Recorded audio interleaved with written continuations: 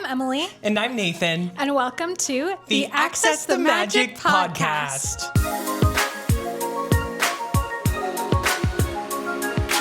Thank you so much for joining us for episode 4 of our podcast. We are so happy to have you here with us. In today's episode, we are continuing with part 2 of 4, exploring accessibility across all 4 of the parks at Walt Disney World.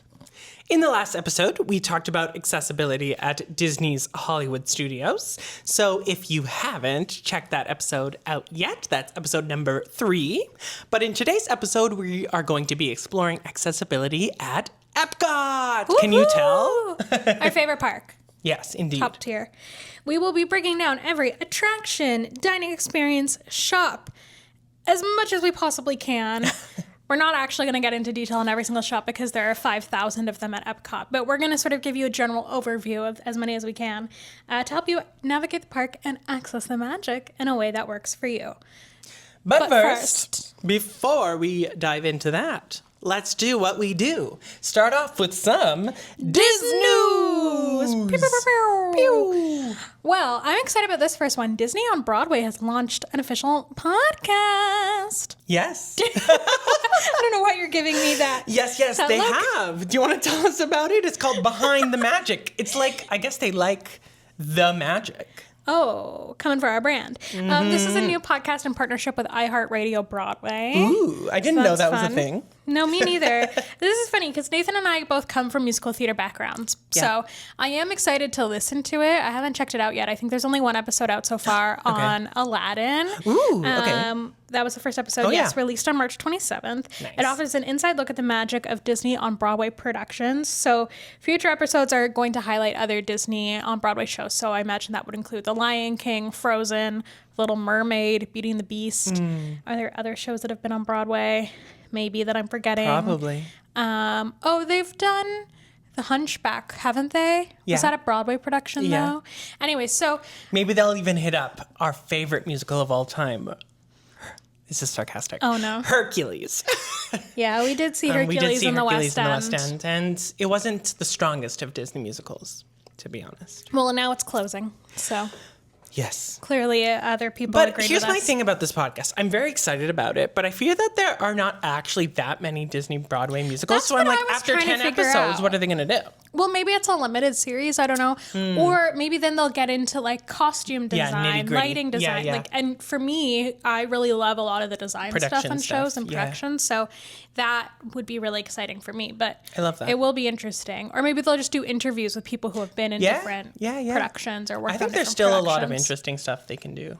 There's so much. I mean, clearly, people can come up with things to talk about on podcasts. No. They should interview Alan Menken. That will be an episode I would listen to.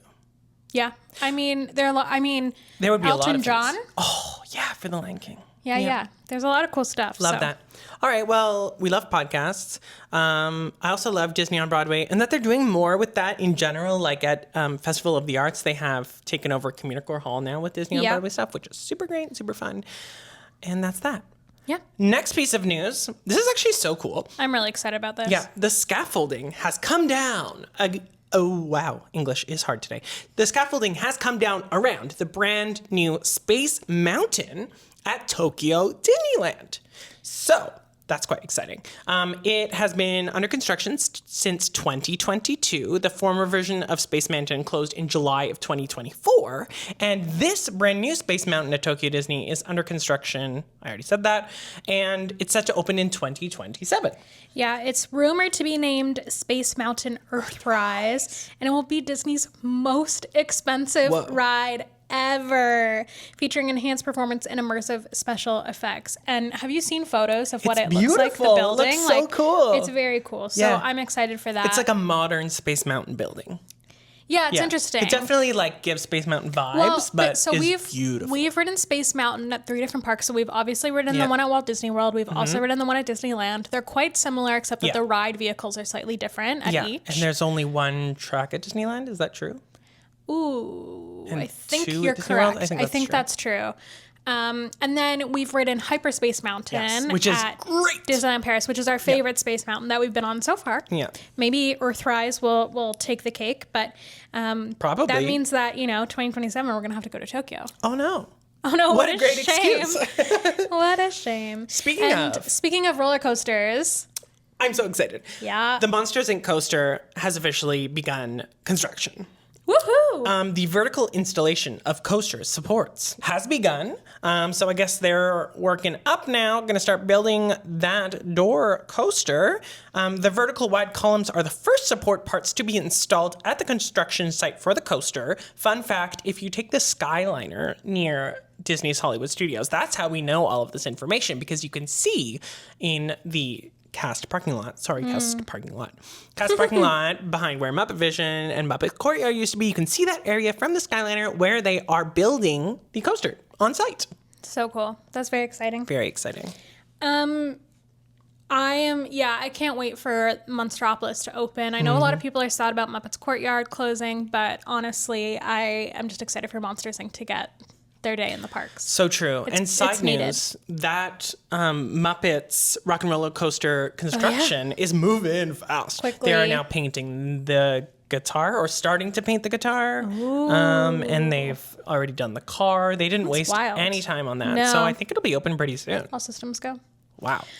This is a piece of information that I thought was really cool, although I don't know if anyone else is going to think it's cool, but I think it's interesting.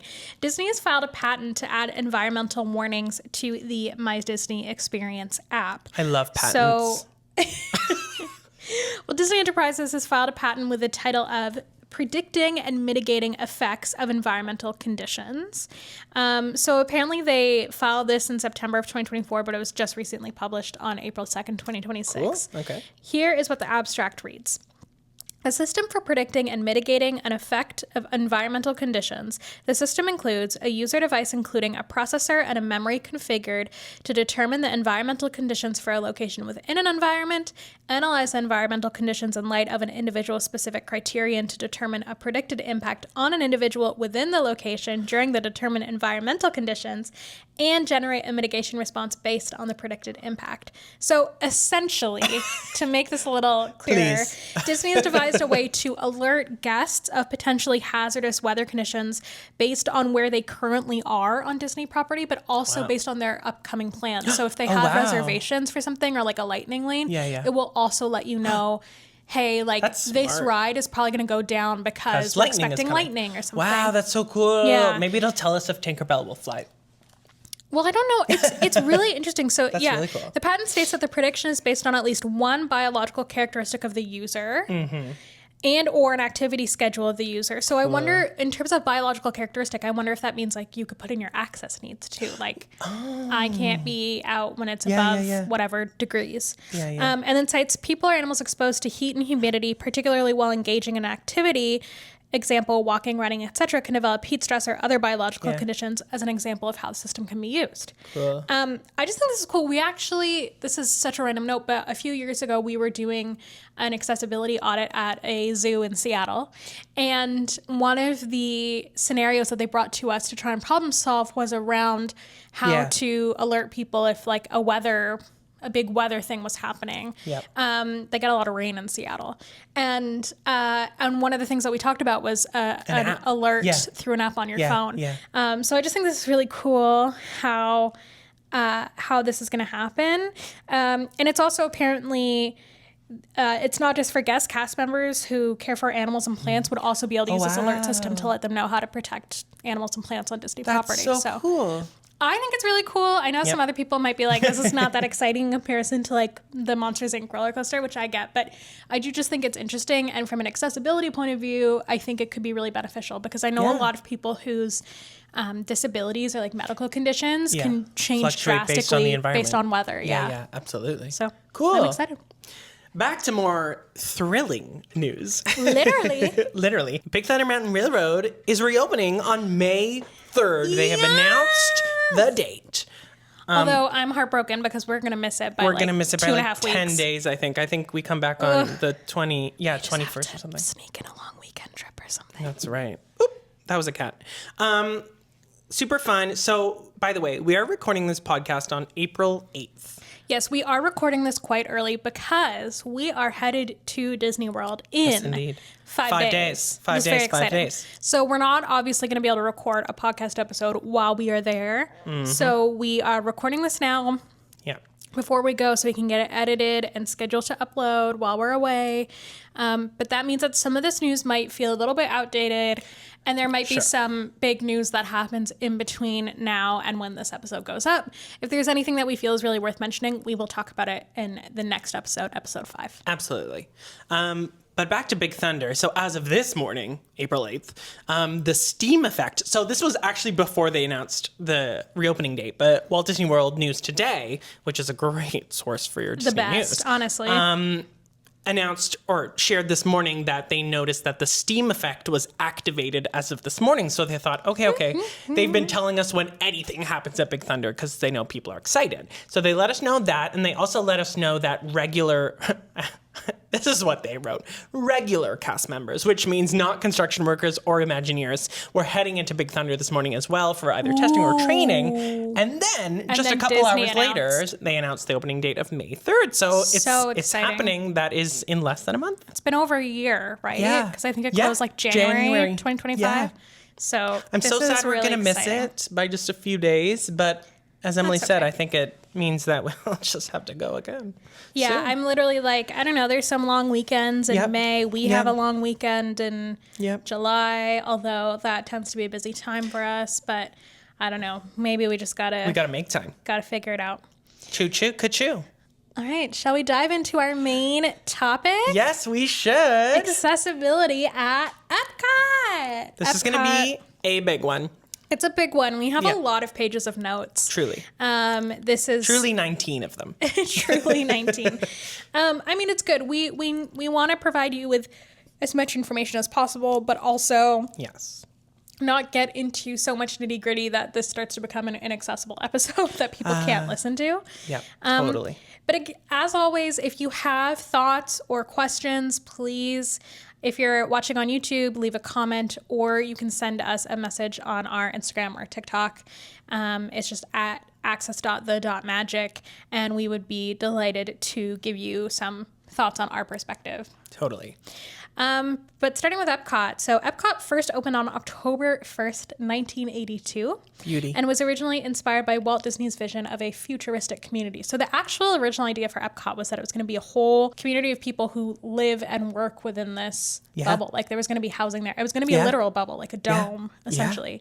Unfortunately, Walt never got to see the vision come to life because he passed before it opened. Yeah. But when Roy Disney took over the company and took over the creation and construction of Walt Disney World, they also decided to sort of pivot what Epcot would be. So the acronym EPCOT, the name, is an acronym for Experimental Prototype Community of Tomorrow. And over time, it evolved into a park that celebrates innovation, technology, culture, and global connection. Beautiful. Fun fact is that when you ride the People Mover at the Magic Kingdom, you can see a original or early version Mock-up of Walt Disney's version of what Epcot. It's like a little model, Yeah, it's super cool.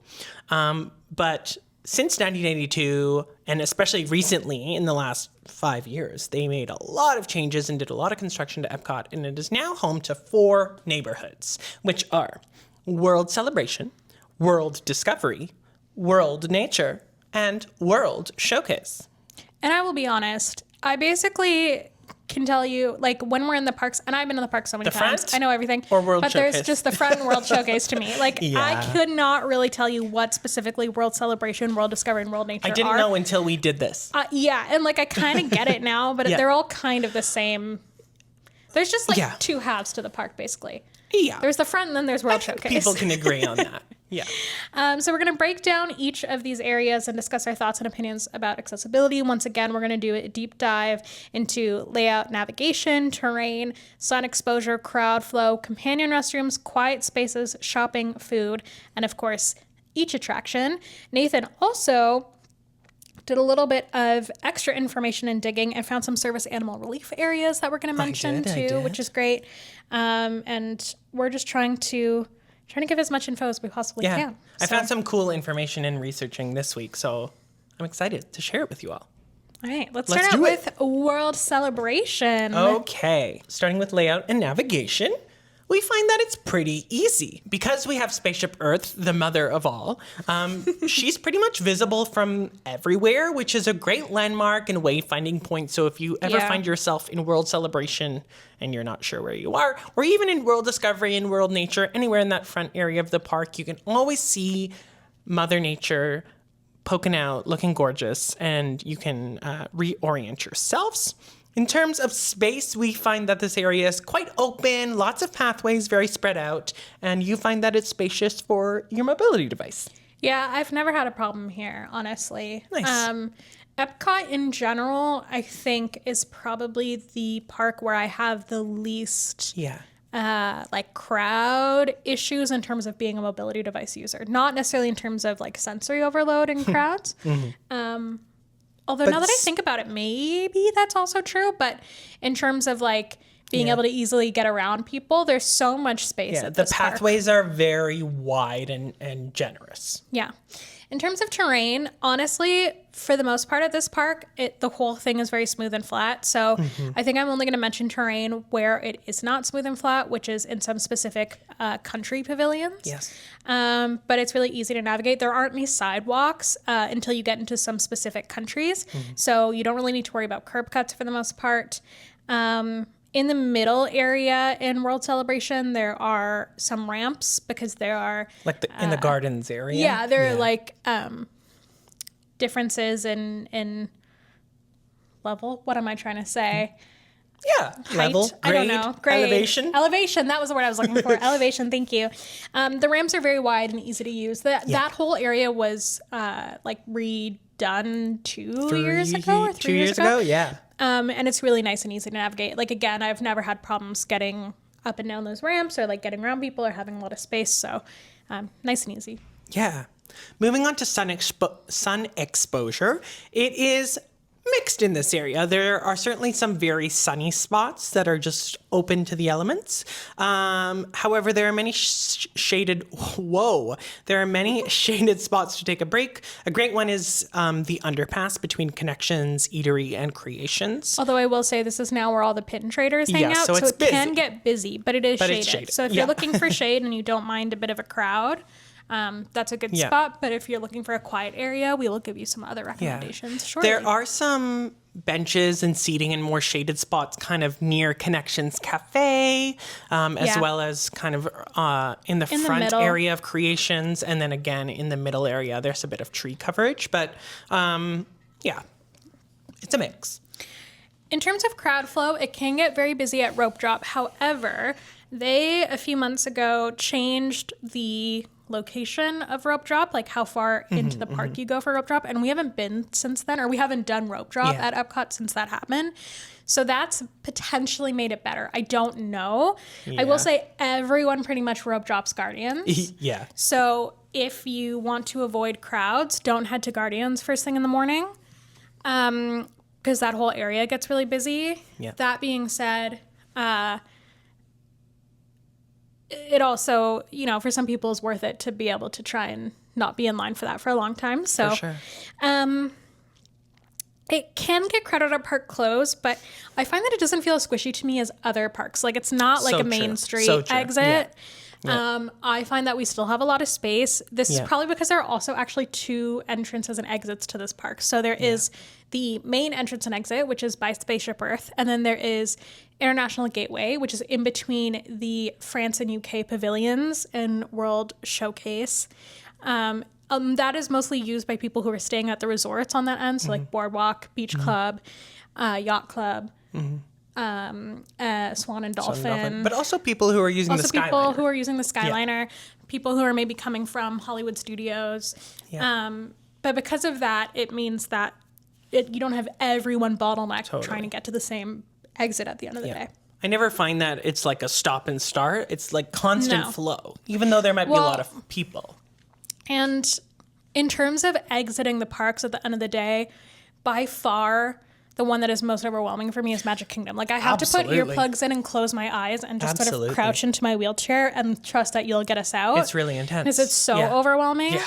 Hollywood Studios would be the second most overwhelming. Mm-hmm. Animal Kingdom I don't find overwhelming because we don't exit with everyone because there isn't like a nighttime show there. Yeah. So it's not like a mass exodus thing. Sure. But in terms of there being a mass exodus after a nighttime show, EPCOT is definitely the most accessible to me personally. For sure. Moving on to companion restrooms, there are two in World Celebration. The first is on the east side of Spaceship Earth, which is if you are just have entered the park and you're looking at Spaceship Earth, that is on the left-hand side after entering, and that's near Gateway Gifts, which is a store we'll talk about in a second.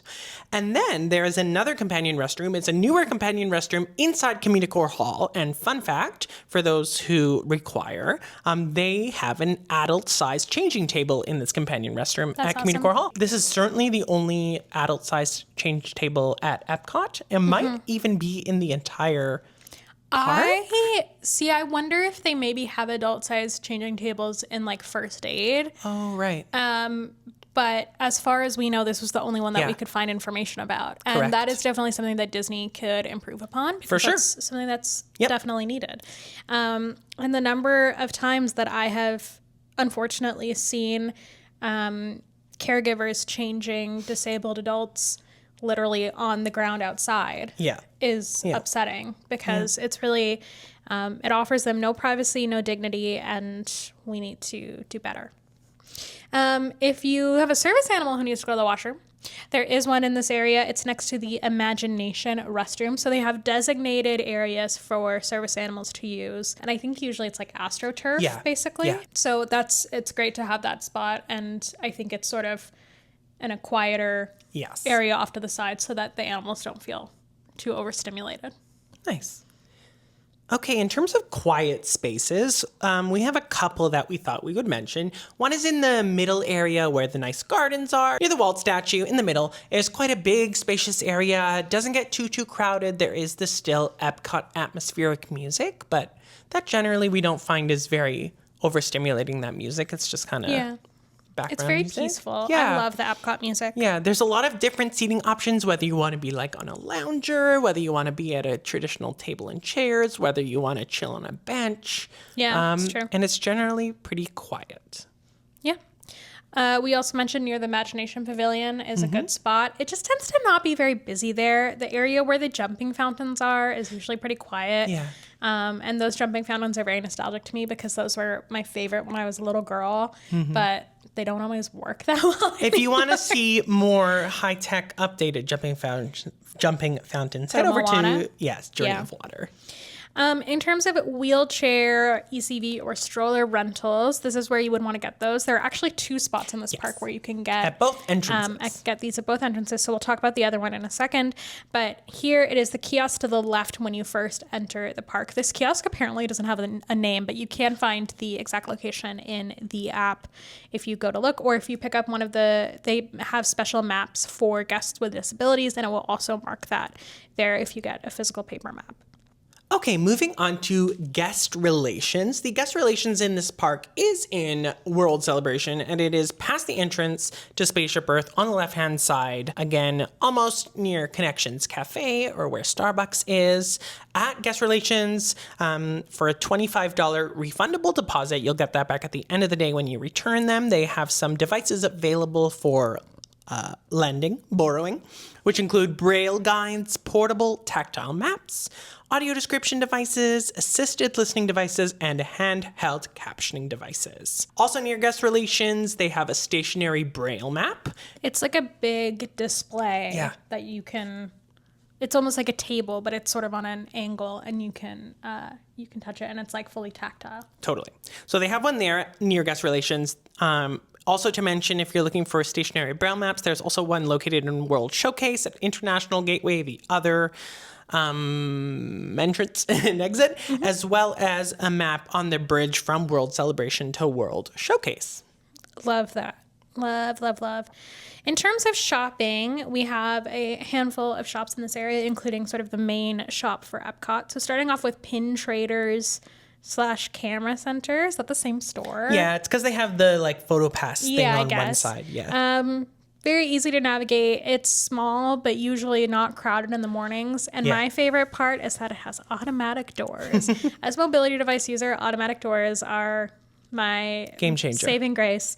On the opposite side to that, so on the other side of Spaceship Earth, we have Gateway Gifts. It's basically the same exact layout, so I don't need to repeat any information, but they offer slightly different types of products.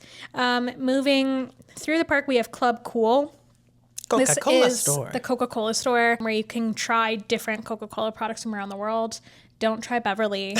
Don't do it. Don't let anyone trick you into it. It's not worth it. It's not good. I don't like Club Cool. I just find that it gets really crowded. It's very narrow. Yeah. The floors are really sticky. Oh my God, it's horrible. To be fair, I've only been in there once or maybe twice, but the floors were so sticky. Oh, No, I gross. literally, I Gross, had to get gross, out. gross, It was like gross, huge gross. sensory overload for me. I Yeah. did not enjoy it. Yeah. So it's not my favorite, but if you're a big Coca-Cola fan, I guess it's worth stopping by. Sure, I would just suggest maybe you pivot and go to the Coca-Cola store at Disney Springs for much more selection, much better space, and you can try way more drinks. But not for free. Not for That's free. the difference. That's true. You pay That's for true. it there. That's true. So pros and cons. Next, we have what Nathan thinks is the best store at Disney World. I don't know that I disagree with that, by the way, but I have It to might not think be about it. the best store. It's my favorite store. Tell us about it.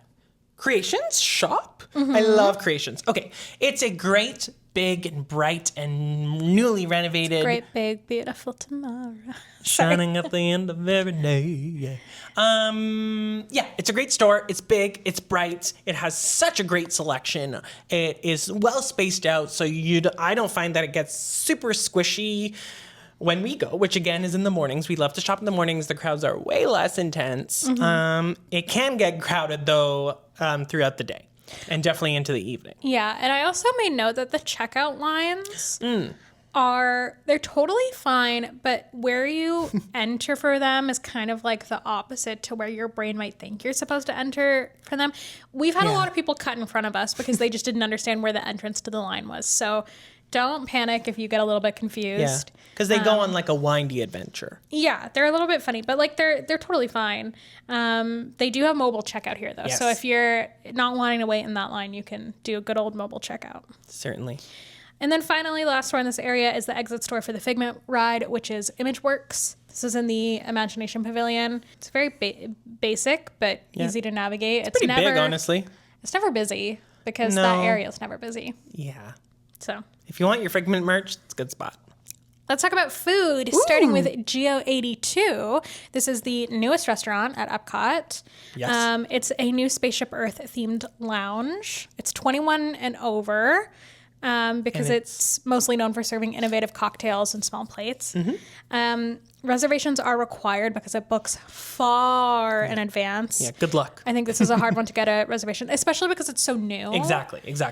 We've never been. I don't particularly have any interest to go. Like maybe one day, but I think I'm just not interested in the hype right now. I'm like, when it's not so wild, it might be nice to check it out, but I don't feel like the need to get in anytime soon. I'd love to go. It looks like the light fixtures are little Spaceship Earth, which is so cool. And then it overlooks the gardens and Olive World Showcase. Like, I think it is lovely, beautiful, but I agree that right now it's a bit it's just a lot. busy. Yeah.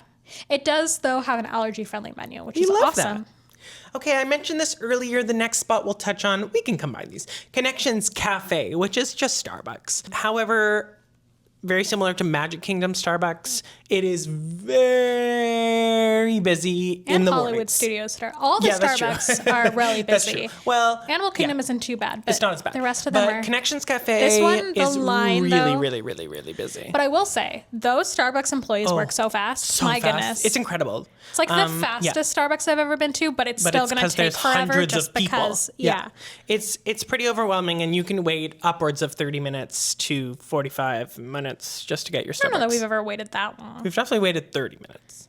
Yeah. Maybe, yeah. I always wait outside because I get overwhelmed. But. Yes. Anyways, they don't have an allergy-friendly menu here, but it's Starbucks, so you can customize your drinks to however you want. They have some dairy-free milk options, etc. So just ask the cast members. Speaking of Connections, just on the other side of the building is Connections Eatery, which is a quick service restaurant that features kind of your classic theme park food, burgers, fries, pizza, salads, etc. You can mobile order at Connections Eatery, and they do have an allergy-friendly menu. We love to see it. Moving on to festival favorites. So this is a changing kiosk at Communicore Hall. So the name and the theme changes for every festival. So right now it is currently called Florida Fresh because it is the Flower and Garden Festival at the moment. And it does usually have allergy-friendly options, but there isn't sort of a set allergy-friendly menu because it does change. We would highly recommend, again, our pals over at Gluten Free and Dairy Free at WDW. We will link them down below because they have a whole guide for every festival in terms of allergy-friendly options. So, again, at a lot of the kiosks around World Showcase, especially during the festival, there won't be specific allergy-friendly menus, but there will be some items that are just inherently allergy-friendly. Totally. And I would recommend that you check them out to get a lot of that information because they're very thorough. They sort of break things down depending on what allergy you may have. And again, you can always ask at Disney for lists of ingredients and they will provide them. Awesome. Moving on to attractions in World Celebration, starting off with our queen, Spaceship Earth. So, this is kind of a funny one. It is. Because it's not very clear, I think. That's true. So the line is inaccessible, is what I will say. I think because it's very narrow. Yeah, exactly. I don't actually know if there are any stairs on the line because we've never done it because I'm in a wheelchair and they won't let me go through. But I think it's because of how narrow it is. A wheelchair can't actually fit through it. The line is sort of a mix of indoors and outdoors, although I've never seen the indoor part again because I've never been able to do it. So what they do if you're in a wheelchair is they actually send you around to the side of the building, and there is a door with a little tiny automatic door wheelchair button. Yep. And you push that and it opens up. And you end up you go in and you end up in the exit of Spaceship Earth, which is like a play area for kids. And then you go over. Adults? And there's a ramp up to the actual Spaceship Earth exit, and cast members will be there and they will tell you to get out of your mobility device, leave your mobility device there, and then you have to walk up the ramp and walk along the moving platform because there's a moving platform to get on that ride because the ride doesn't stop. But you can ask for it to stop upon request.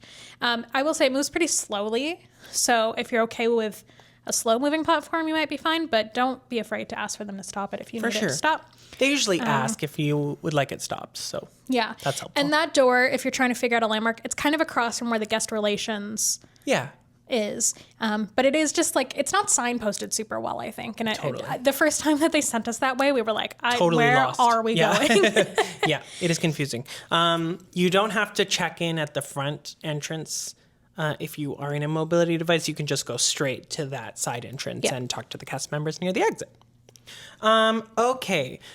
Speaking about the queue next, again, we already mentioned that, so never mind. Let's talk about Sensory. It's a slow-moving, calm ride. It is dark at times, especially at the beginning, and definitely the second half. Speaking of the second half, you are moved backwards. It moves backwards, so you're kind of leaning back for quite a few minutes. I really liked your display. Yeah, here we are. It leans back in while you're, making your dream future on the little computer screen in front of you. There is a little flash when they take your photo, which is at the beginning in one of the darker moments. And also, it's an older ride, so she's a bit squeaky. I will say, though, the program, the screen, you can choose different languages on there. Now, I don't know what that means in terms of the narration, because it's Judi Dench who narrates to you. And so English, do you get least, a different version if you choose a different language? I don't know. Or is it just the stuff on the screen is in a different language? I'm not sure. Or maybe you have captions in your language? I don't know. But speaking of captions, the handheld captioning device is compatible with this ride along with the audio description device. Amazing. Okay, moving down to Disney and Pixar Short Film Festival. This is in the Imagination Pavilion, and it's on a rotation of 3 short Pixar films. Mobility-wise, there is accessible seating at the back of the theater, and in terms of a queue, a lot of these you'll notice if they're kind of film or movies. It's like a holding room, a waiting room, where you're kind of just hanging out for a moment. This attraction doesn't tend to get super, super busy, so it's usually not very overwhelming in that holding room.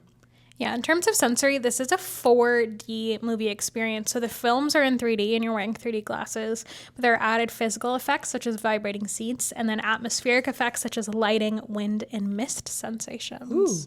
So do with that what you will, I suppose, depending on if that feels like something that you can manage with or not.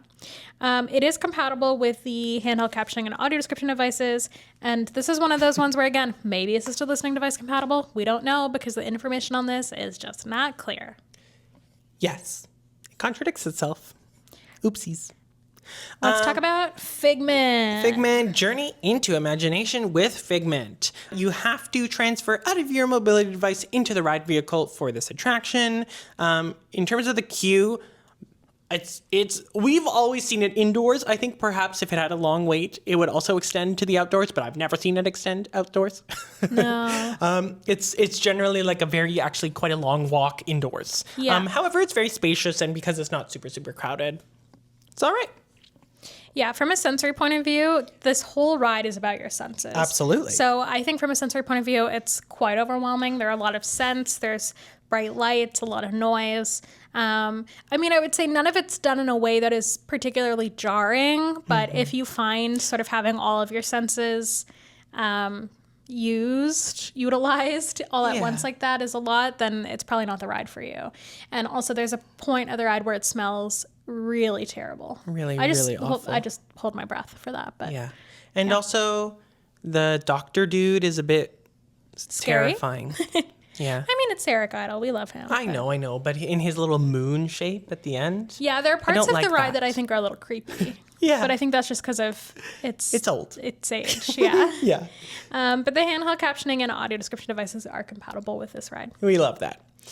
All right, that's it for World Celebration. Why don't we move on to World Discovery? Yeah, it has my favorite ride in all of Disney World, which we'll get to in a second. But let's start with layout and navigation. This area of the park essentially is just the walkway between Guardians Mission Space and Test Track, which is very open and easy to navigate. But there are quite long distances between attractions. So unlike something like Magic Kingdom, where if you're in Fantasyland, you're walking a minute from one attraction to another, you are going to walk for like 5 to 7 minutes between attractions here.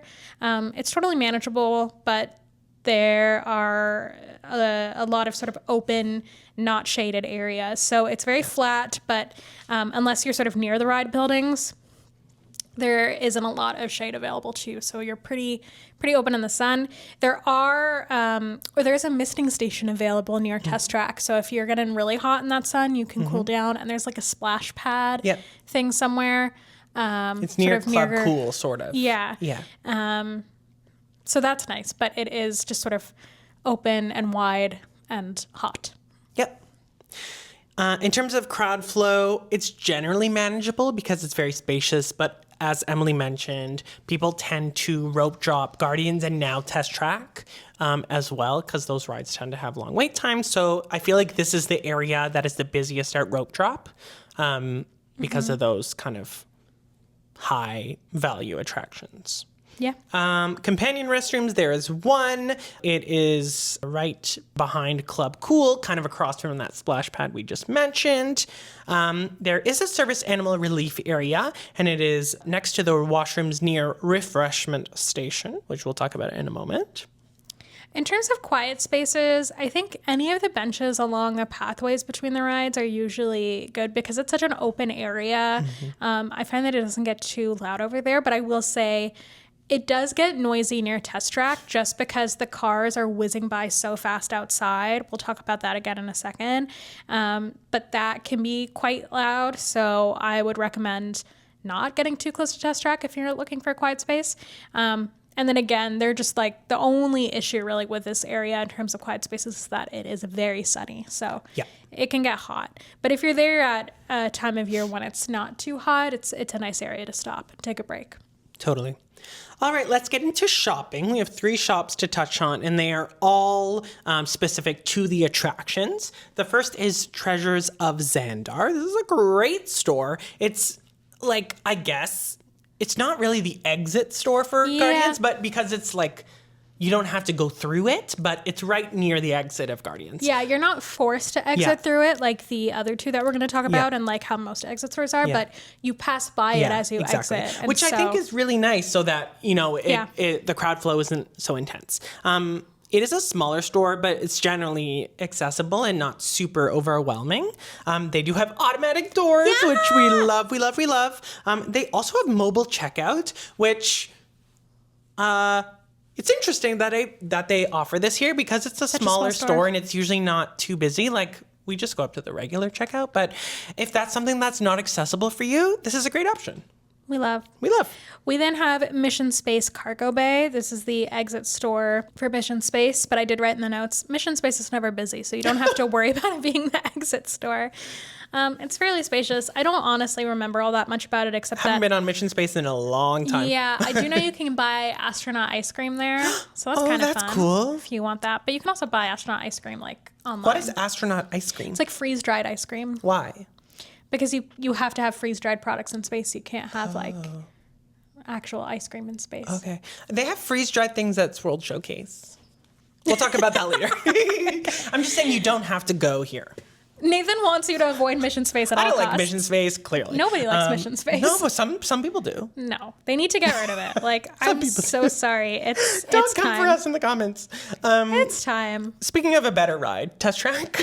Ooh, we love the new Test Track. Test Track Gear Shop. Again, this is the exit store. The store itself is fine, but so you have to first go through like this car showcase thing where, you know, because showroom. It's like, is it General Motors now? Chevrolet? Yes. No, General Motors. I mean, they're the same, but I think it's General Motors. Yeah, and there are car salespeople in there, and they're kind of scary. There are. I mean, they're not scary. I shouldn't say that. I'm just fun. scared of salespeople in general. Yeah. So there's this like big, open, very nice pathway that like goes through the cars thing, but then you have to like see all the cars and then interact with the salespeople. So I like to cut like behind the cars to the side, which is a more direct path, but then it's like different terrain. So Emily finds that it's not super smooth. If you stay on the main path, it's just very like smooth. linoleum or whatever. And then the cars are on like a carpeted path, which is like raised about an inch. So you have to like kind of go up a bump to get there. And that's the way Nathan takes me, which is totally fine. But it's just worth mentioning that it's not flat terrain the whole way through that. True. But if you stay on the linoleum stuff, it's fine. And then you'll be fine, the store itself is pretty spacious because it's new and fresh. Let's talk about food. Yum! We talked about this earlier, but Refreshment Station. This is a Coca-Cola kiosk. Coke kiosk. Where you can get Coke floats and frozen drinks. And that's literally it, I think, right? It is it. And I'm shocked that I've never been here. Because I want a frozen Coke right now. Yeah, we should try it. Yep. They do not have an allergy-friendly menu. I imagine that's mostly because it's just Coke drinks. Yeah. Next up is Joffrey's. There's a lot of Joffrey's in Epcot. One we didn't mention, but I'll just talk about it now. There's actually a Joffrey's outside of the main entrance near the monorail station. But anyways, all the Joffrey's are the same. They don't have an allergy-friendly menu at any of the Joffrey's, but you can customize your drink similar to Starbucks, so it might suit your needs.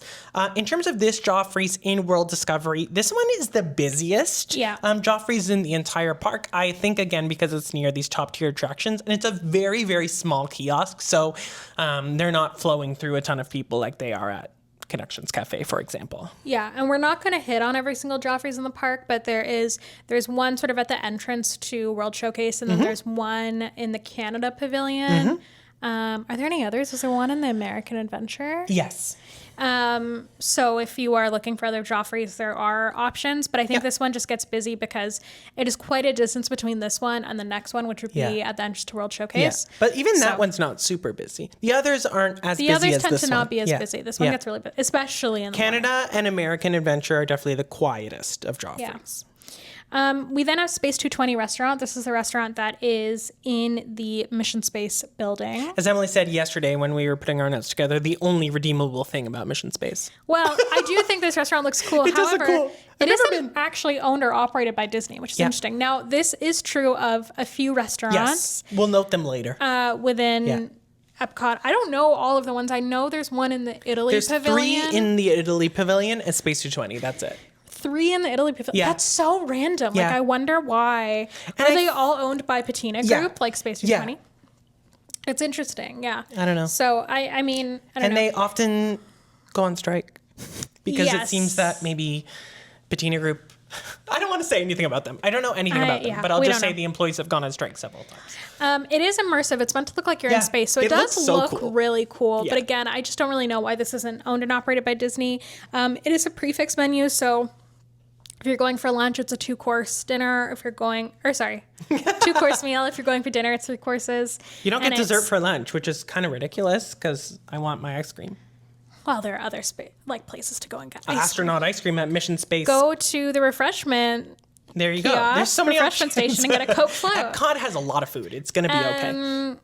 It is modern American cuisine. They do not have an official allergy-friendly menu, again, because it's not owned and operated by Disney. That doesn't necessarily mean that they can't make accommodations. Or they might have one, but it's not like visible anywhere online. Yeah.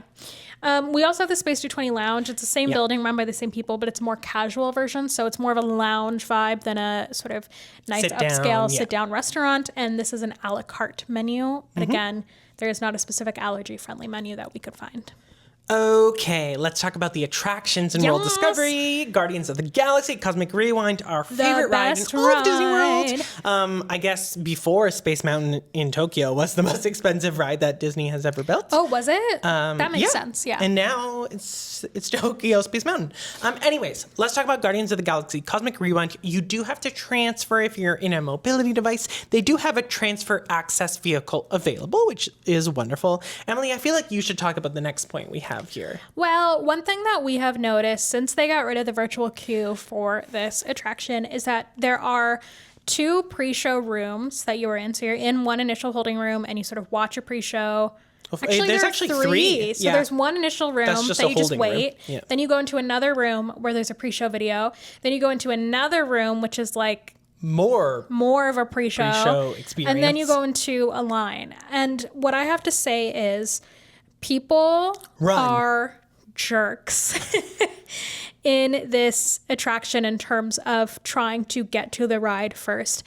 It does not seem to matter what time of day it is. No. We have encountered this at every time of day. But me, especially being in a wheelchair, people will literally climb over top of me. I've been kicked. I've been hit with people just trying to get to the ride first. And it's a little bit ridiculous. I don't think you're saving much time at all. You're not. You're really not. And like, it's just not worth it to me. I mean, we will never not go on this ride because it's our favorite ride at the whole resort. But it is something that I think Disney needs to work on and try and figure out. And I know that they're aware of the problem. And the cast members often say, like, wait until the doors are fully open and don't run. But people don't listen. Yeah. I will say, in the past several months since virtual queue was removed and now it's a traditional standby, it has gotten slightly better over time. People aren't rushing as much, but I think it's still a problem. Yeah, and I think my tip is do the opposite of what everyone else is doing. So stay back and stay a little bit to the left. Yeah. That's the least crowded area. I know it's annoying because you have to wait a little bit longer than everyone else, which is not really fair. That just because you're a mobility device user or are maybe a little bit stressed about being in a big crowd or whatever, that you have to wait longer. But it is just the reality of it. That's sort of the safest spot to be. And so that's what we do now. We go and we hang back in that area. And it's much more enjoyable because it was very overwhelming and scary. I mean, there was one time where we went where I got like kicked so badly that I ended up having a huge bruise. And like, I didn't complain or anything to Disney about it because it's like, people are just. I was going to say it's not their problem, but it kind of is. Well, there's a way in which they could try and make it better, I think, and try and help with crowd flow. And, Yeah. So anyways, the queue is indoors. So that's nice in terms of air conditioning, but it is very, very long. It's a lot of ramps. It's kind of windy, but it is interactive and interesting. Like there's a lot of stuff to look at. And The wonders of Xandar. the wonders of Xandar. So that's nice. In terms of sensory, it's a high thrill ride. It's a roller coaster. Yeah. There's a loud rock music, bright flashing lights. Unless you get Iran. And also the coaster vehicles spin. So if you get any sort of motion sickness from spinning, do not go on this ride. Yeah, It is not for definitely you. not. We took my parents. I told my mom so many times, Your mom hates roller coasters. Well, I said, don't go on that. You're going to hate this ride. Don't go on it. But I think she wanted to because it was our favorite Well, one. and the day before, we had encouraged her to do Slinky Dog Dash with us at Hollywood Studios because I said, this is a roller coaster that I think you could handle. And she loved it. Like, she had such a great time. So I think she was like feeling brave. And she was like, it's your favorite ride. Yeah, like, I want to try it. She felt so sick after.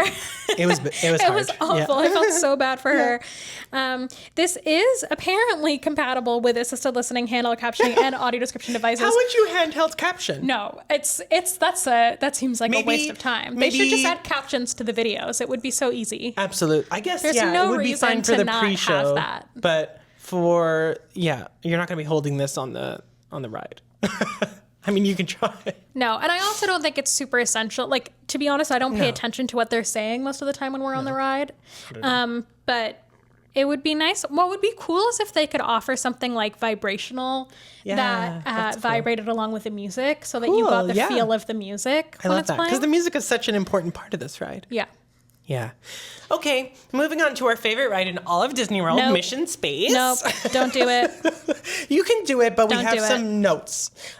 You do have to transfer. They do have a transfer device available, which is helpful. However, the seats, once you get in them, are very, very small. They're also very tight and squishy. They really lock you in. Emily put Q, fine, not memorable.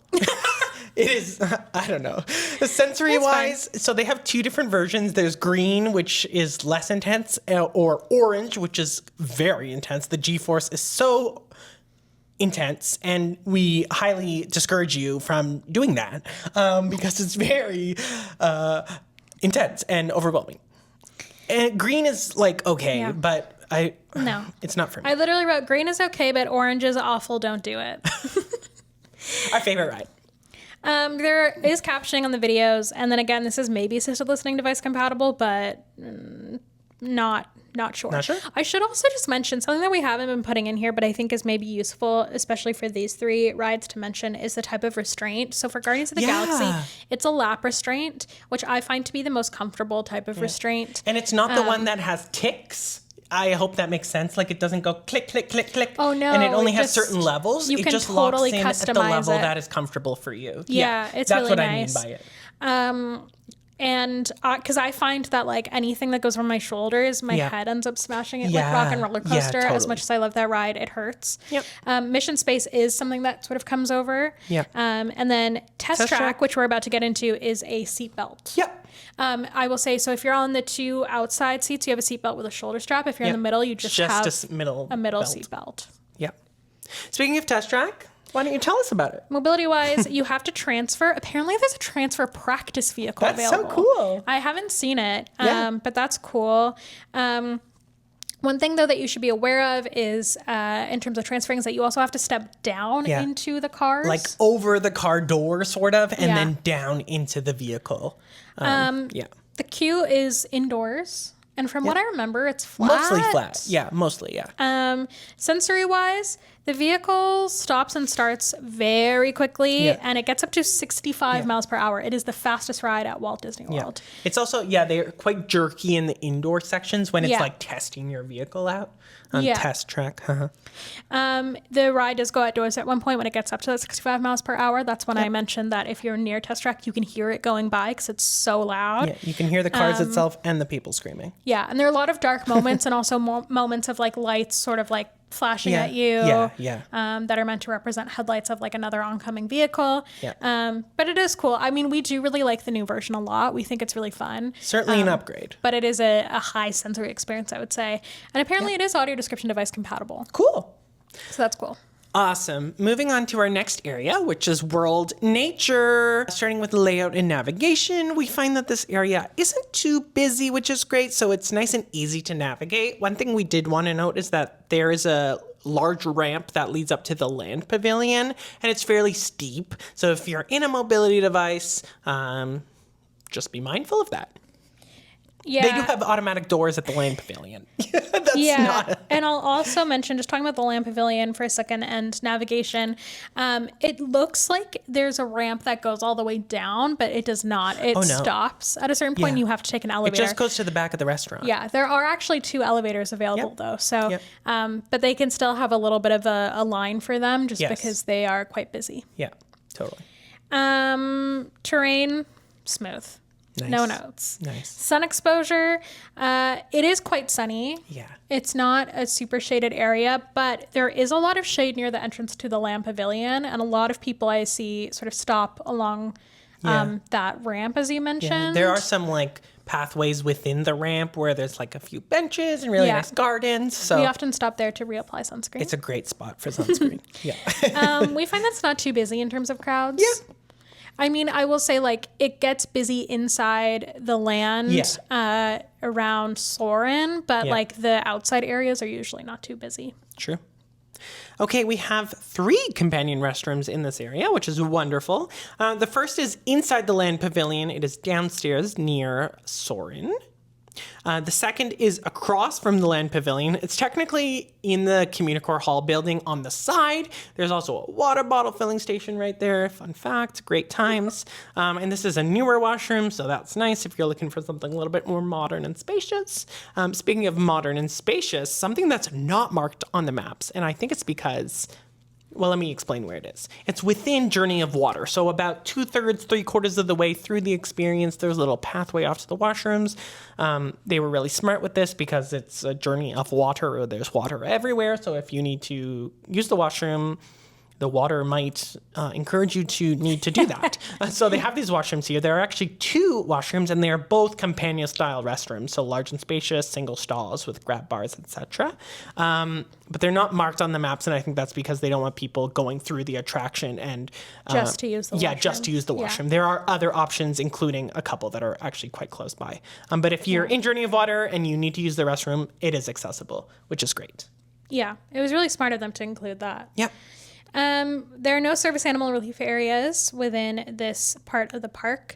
In terms of quiet spaces, I don't know that there's like a very specific quiet space that I would mention, but what I wrote was I personally really like finding spots sort of outside of Journey of Water, because I find the music from Journey of Water so calming. It's just the Moana music, and it's beautiful, and I love it, but it's nice to not actually like go inside that area because there are a lot of kids who run around and are screaming. We'll talk more about that in a second. So finding a spot where you can sort of listen to the music, but in a less crowded spot, I just think is really nice, and it's sort of my favorite. I think near the Seas Pavilion too, there's a lot of like kind of children in this area, but I think there's like a little bit of open space there that might be might be okay, but I think yours is nice. Yeah. Okay, there's only one shop in this area. It's the exit shop for the Seas Pavilion. It's called Sea Base Gift Shop, pardon me. It's a small shop, but it's not super crowded, so it's fine. And that's it. In terms of food, we have 3 options. The first 2 are within the land pavilion, and then the last one is at the back of the Seas Pavilion. Yeah. So first up, we have Sunshine Seasons. It's a cafeteria, so there are a bunch of different options. There's like a bakery. I think I read that there was like Asian noodles. There are. Like there's a bunch of different stuff. They often have some... randomly, I don't know why, they usually have like a festival dessert special, which is actually tends to be kind of solid. So that's fun. Yeah, this is located on the first floor at the Land Pavilion, and they do have an allergy-friendly menu. Lots of seating. Also within the land on the top floor is the Garden Grill restaurant. This is character dining with Chip and Dale. Yay! This is family style, and it is farm fresh food with ingredients from Living with the Land. And once again, they do have an allergy-friendly menu. I'm just smiling because character dining with Chip and Dale. And then, as Emily mentioned, the restaurant in the Seas Pavilion is called Coral Reef Restaurant. It is a sit-down restaurant that has a view of a live coral reef, which is super cool. Wow. It's a primarily seafood menu, and they do have an allergy-friendly menu. In terms of attractions, we have Journey of Water inspired by Moana, as mentioned. This is fully wheelchair or mobility device accessible. I think I've never had any issues accessing anything within this attraction. They have very cleverly put wet and dry paths. Yeah. So if you're cool getting wet, you can do the wet path. If you want to stay dry, you stick to the dry path. Although even if you do the dry path, you're going to get a little wet going into this because you're playing with water. There's sort of mist throughout. So just be prepared. Like, you'll get a little bit of spray, but you won't get like soaked. Yeah. In terms of a queue, there isn't one. It's a walkthrough experience. So you don't wait to go in it. You just go right in. Yeah. Sensory, I wrote, you will get wet even on the dry path. There are usually lots of excited kids jumping around. They treat the end of it especially as like a splash pad. Like, there are lots of kids, a lot of babies like in diapers. Just like jumping through the water. It's really cute. It is meant to be interactive. Yes. So you're meant to like put your hands in the water and get wet. The music is, as I mentioned, I think it's very calming and I find it quite relaxing.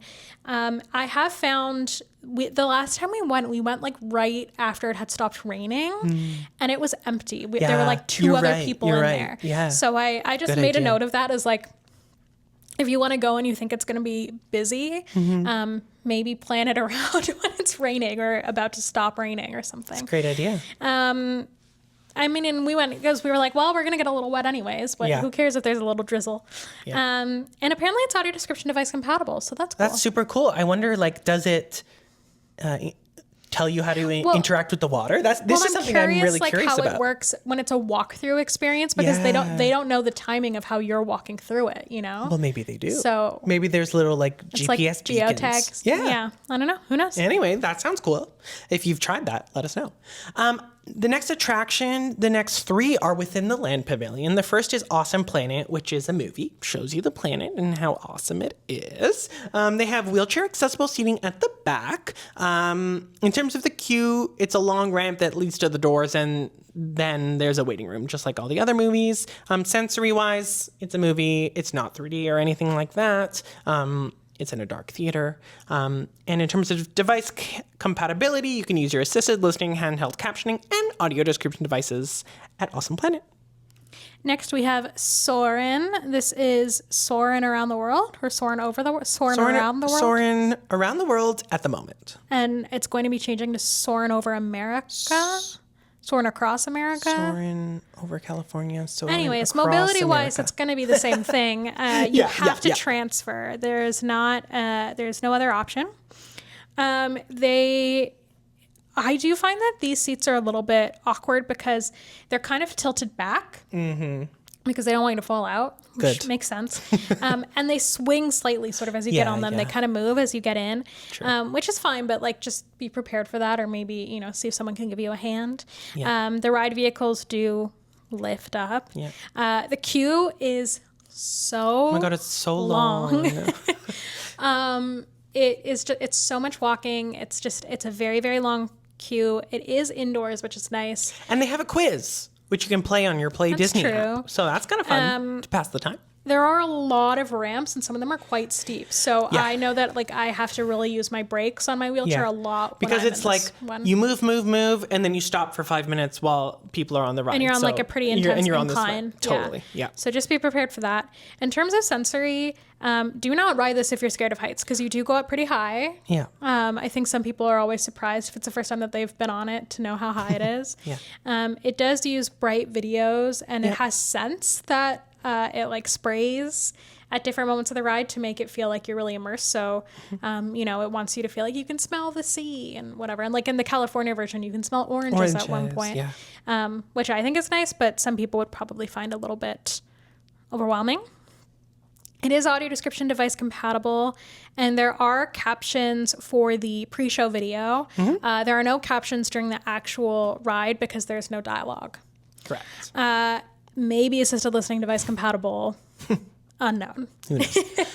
All right. Living with the Land is next. Mobility-wise, very exciting. I think the only ride at EPCOT that is wheelchair. Oh, no, that's not true. There are two. One of them is Living with the Land, where you can get on the boat in your mobility device, which is wonderful. The other one is Three Caballeros. Oh, you're right. Yeah. Okay, the two boat rides, or two of the boat rides.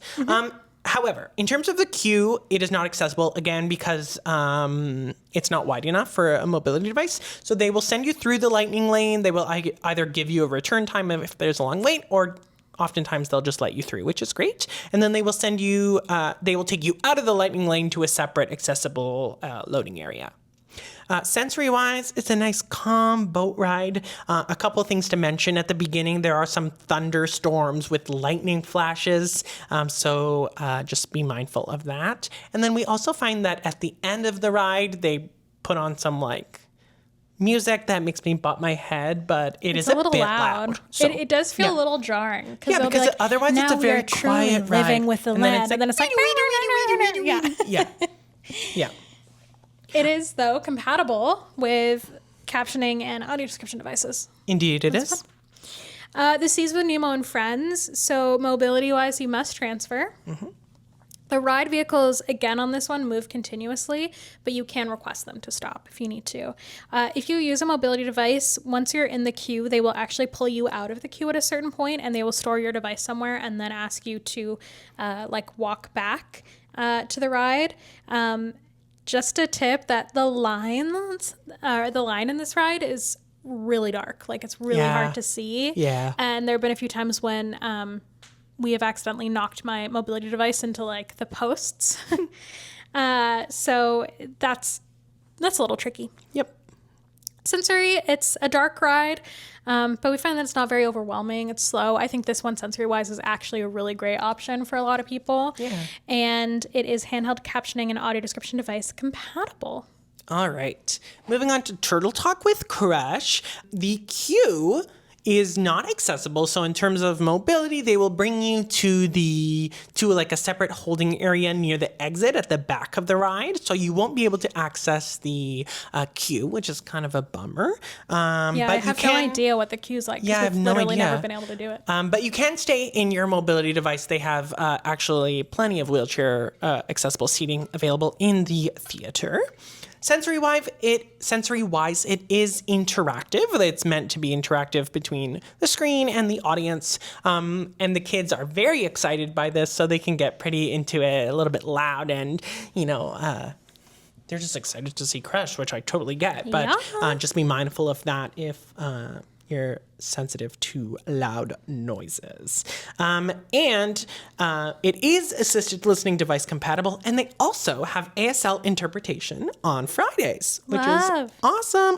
However, I think this is the only ASL interpreted attraction at EPCOT. I know. I was wondering about, I was thinking about this with Luminous. Yeah.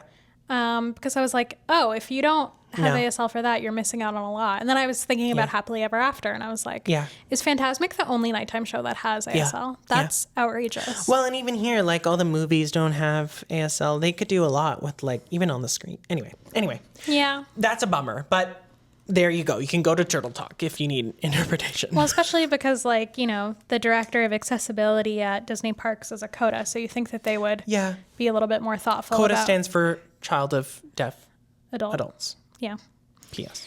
Anyways, Sea Base Aquarium is the final attraction here. This is the aquarium within the Sea Pavilion. It is huge. There's a lot going on. There's a lot to see. It's really fun. You can totally do it at your own pace, and it's a very calm environment.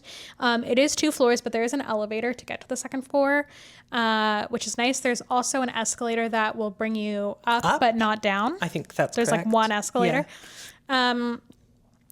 So we think it's a really nice, calm area, and it's a good spot, I think, too, for people to take a little break if they want to not have to sort of keep up with the hustle and bustle of the park. If they want to just do things at their own pace, it's a really nice option. The best part of the Sea Base Aquarium, the manatees are great, but what I was going to say is the little Mickey hats on the coral reefs. No, it's on the sea urchins. Oh, pardon me, on the sea urchins, yes. Yeah, so there's your so scavenger hunt. It's super fun and cute. Okay, everyone, we've made it to World Showcase. We are going to try and zip through this because it's a lot. We're not going to go through every single shop because there are literally 100. So we're not going to do that. We'll just talk about the general pavilions. what we're going to do with this area, instead of doing all the shops, all the food, all the rides, we're going to do it pavilion by pavilion, country by country. But before we do that, let's just talk about some general overview notes, starting with layout and navigation. It is just a large loop around the lagoon, so I find that it is easy to orient yourself. However, it is a long distance, and once you start going around the showcase, there is not another way to go. No. You either turn around and go back, or you just keep going. Yeah. However, you can take a boat from That's true. The entrance to the American Pavilion. Yeah. I feel like it's not always operational, but I might be wrong. Well, I think that depends on once they start setting up for fireworks. Oh, right. That makes sense. But so if you are like at the American Adventure and then you're like, I can't keep going, I need to go back, you can take a boat back, which is nice. Yeah. Even if you were to walk it, I don't remember the distance. It's something like 2.5 miles or something. I think it would take like 30 minutes or so to walk around with no stopping. Wow. So it's pretty long. In terms of terrain, the pathways around the lagoon are totally flat and fine, but the pathways within each pavilion vary. So as we get into each pavilion, I will mention if there's something that I think is of note. Great. Sun exposure, this is generally, there's not a lot of shade in the World Showcase. It's very hot. You have direct sun. There are some little nooks, like in the back of some of the pavilions, where you can get some reprieve from the sun, but generally it is direct sun. As you're heading around the showcase, around the lagoon. Crowd flow, y'all, it can get really, really busy around World Showcase, especially when festivals are on, which is pretty much all the time, especially on the weekends, because that's when the locals come out to enjoy the festivals, which is awesome, as they should. We love but them. it just increases your crowd flow a bit. So this area can get congested, as I said. Even if you wanted to walk around in 30 minutes, I don't actually know if you could, because how busy it is. It's busy. So just be patient and try and enjoy yourselves. All right, let's start for the World Showcase entrance, and then we will get into each country. So, companion restrooms. There are companion restrooms. This is called Rose Walk. Fierce. I didn't know that. No, I didn't know that either. I was like, what's Rose Walk? It's at the entrance to World Showcase. I should say by entrance, just to be clear, it's not International Gateway. No. What I mean by World Showcase entrance is like if you're coming from World Celebration, the front of the park, into World Showcase, where you're on either side of the Canada and Mexico pavilions. Sorry to interrupt. No, that's great. It's on the path closer to Canada beside World Showcase. Yum, yum.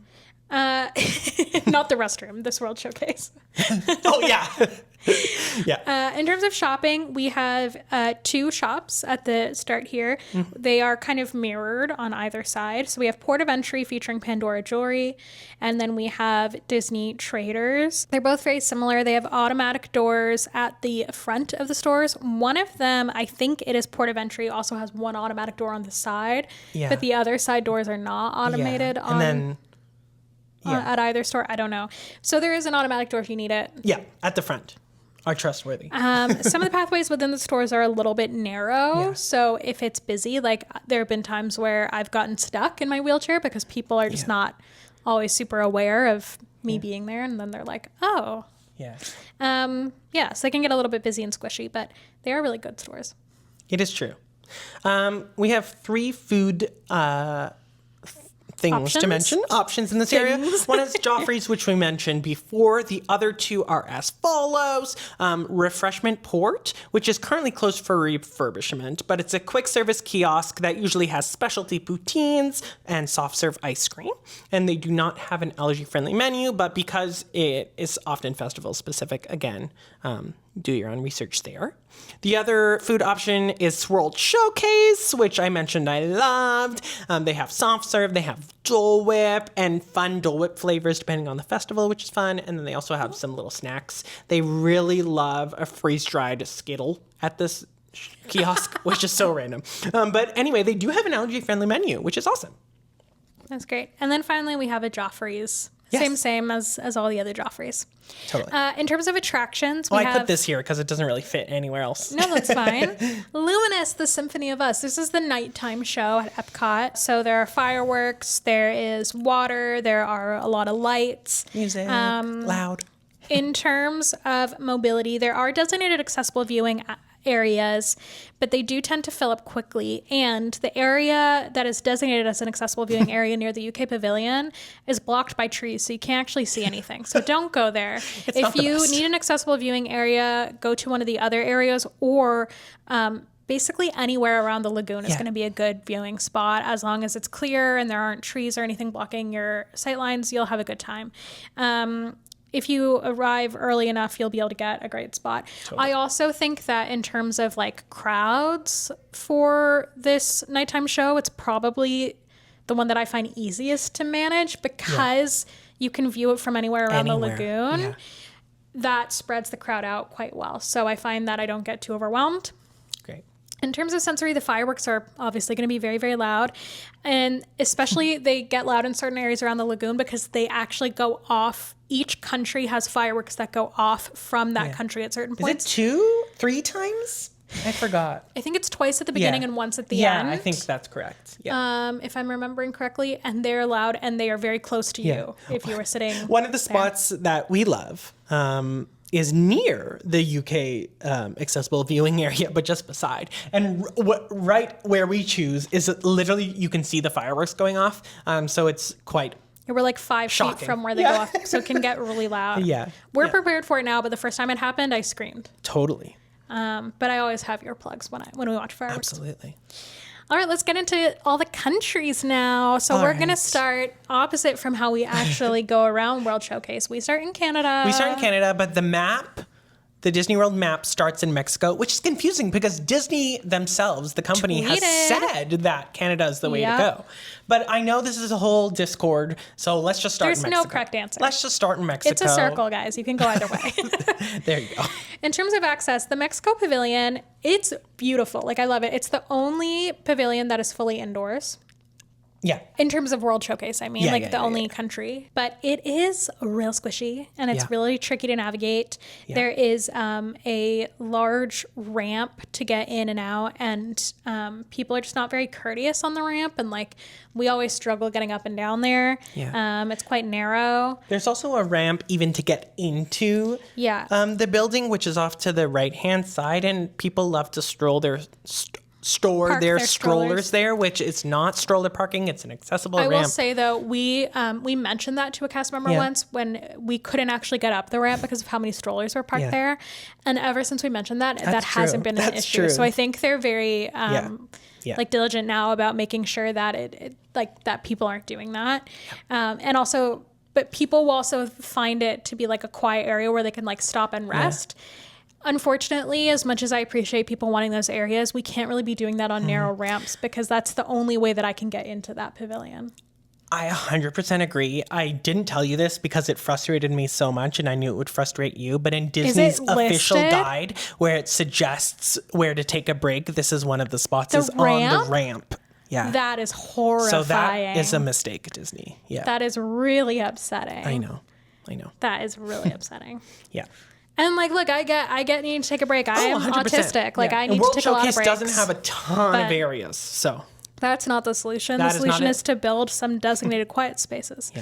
Yeah. This pavilion can get really noisy and it's dark. Like it's very moody in there. Yeah. But it's lovely. Okay, there are 5 food options. I'm going to go through them very, very quickly. The first 2 are outdoors, not inside the main pavilion building. The first, and I apologize for pronunciation, I do not know Spanish. The first is Choza de Margarita. It's an outdoor bar where they serve margaritas, tacos, empanadas, guac, and chips. They do not have an allergy-friendly menu. The other place outside of the main pavilion building is La Cantina de San Angel. It's a quick service restaurant. It's very good. They serve tacos, churros, beer, margaritas, Mexican sodas. They do not have an allergy-friendly menu.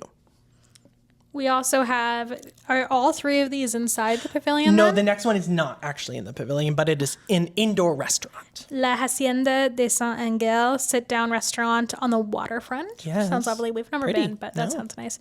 Authentic Mexican cuisine and premium margaritas. What does premium mean? I think that the tequila is nicer. Oh, okay. Yeah. No allergy-friendly menus. Actually, no allergy-friendly menus for anything within the Mexico Pavilion. They don't actually. World Showcase doesn't have a lot of allergy-friendly menus, which is a bummer. That's a shame. Yeah. Speaking of tequila. Yeah, inside the Mexico Pavilion, there is a bar lounge called La Cava del Tequila. This has over 200 tequilas, cocktails, Mexican beer and wine, light snacks. And then we have San Angel in Restaurant. Restaurante. I think so. Well, it's confusing for us because we know French, so I keep wanting to pronounce these in a French way. This is a sit-down restaurant inside the Mexican Pavilion with traditional Mexican cuisine. Is this the one that's on the water? Yeah, it's on the water. So it's kind of like the Blue Bayou at Pirates at Disneyland, where you're like, it's right on the little water where you are riding Three Caballeros. Yeah. Speaking of, we have the... There's an attraction inside this pavilion, the Grand Fiesta Tour starring the Three Caballeros. There is a wheelchair accessible boat. Yeah. So that's really fun. Awesome. The queue is tiny, very small and squishy. So you can't actually go through it with a mobility device. They will bring you down an alternate way. So they have cast members who are stationed at the start of the queue whose job it is to pull you out. Out of the queue and like bring you down an accessible path. There isn't a lot of space if you do want to get out of your mobility device and transfer onto a boat. And again, you do have to step down onto a boat. Don't fall in the water.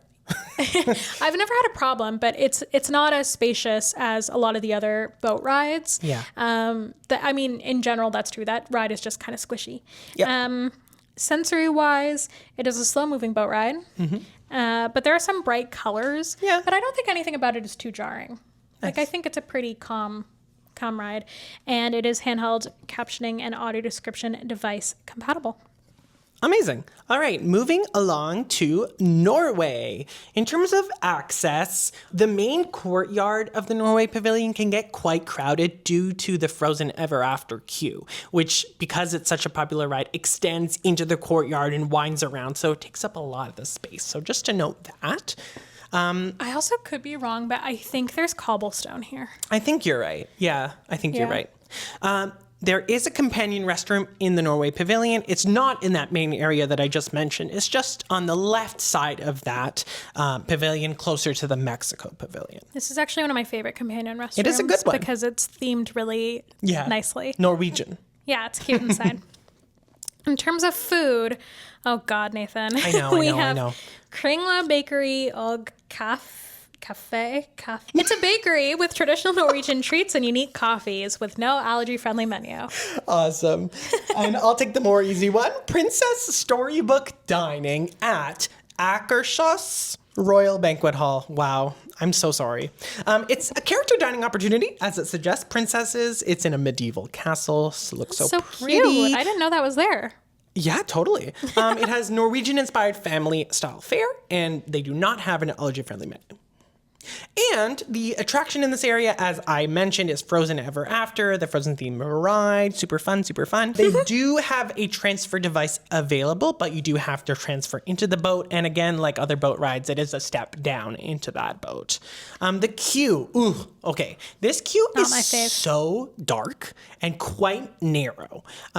So actually, for me as a support person pushing a wheelchair, I find it extremely hard to navigate. Yeah.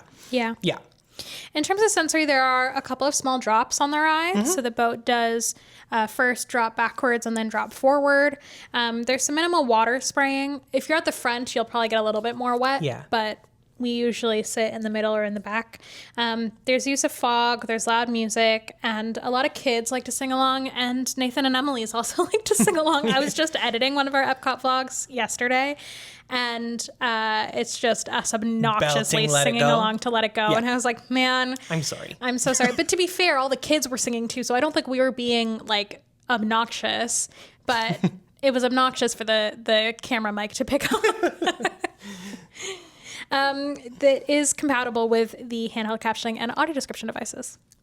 All right, moving along to the China Pavilion, starting with some access notes. There is a ramp up to the theater where the 360 movie is, and it's very, very narrow. So if someone is going up or coming down that's kind of all that can happen at once. Only it's one not a person at a two-way time. ramp. Yeah. However, you don't have to go up this ramp. There's actually an alternate route to get up to that level. If you go along the side, which is near the restaurant called Lotus Blossom Cafe. Actually, it's also near side. Nine Dragons. On the left-hand side, you can just go up and around that way, which is a lot more spacious and easy.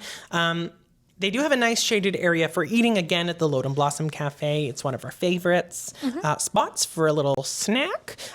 This pavilion in general is a bit calmer and more quiet and a little bit gentle and serene. I like this pavilion. It's a good spot. I love it, yeah. In terms of food, as Nathan mentioned, we have the Nine Dragons restaurant. This is a sit-down restaurant with contemporary pan-Chinese cuisine, no allergy-friendly menu. We also have Lotus Blossom Cafe, which is quick service, so it has Chinese favorites like pot stickers, egg rolls, orange chicken, chicken fried rice, Mongolian beef, and more. It is, as we have found, to be fairly quiet, and it's got covered outdoor seating, which is really nice. That's not really an option at a lot of Disney parks, so that's a really nice thing. Again, no allergy-friendly menu. And then finally, we have Joy of Tea, which is a kiosk specializing in tea, but also serves snacks, specialty cocktails, and beer. Nice. And as I mentioned, there's one movie-style attraction here called Reflections of China. It is fully wheelchair accessible, but this goes for Reflections of China and Canada Far and Wide, which are both 360-degree movies.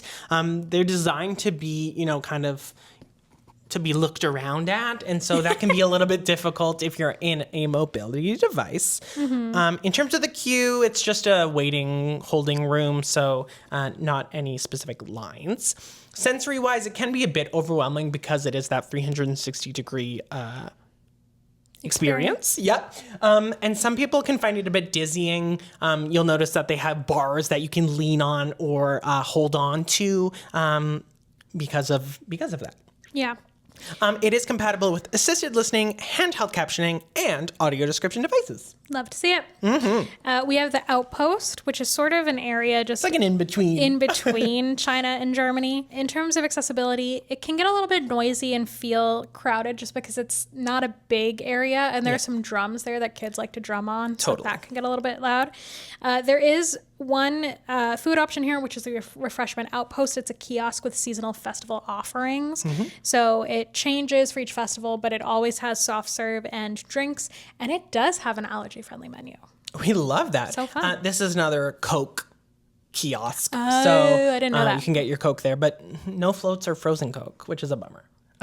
So just Coke and then ice cream? You can just combine it and make yourself a float. There you go.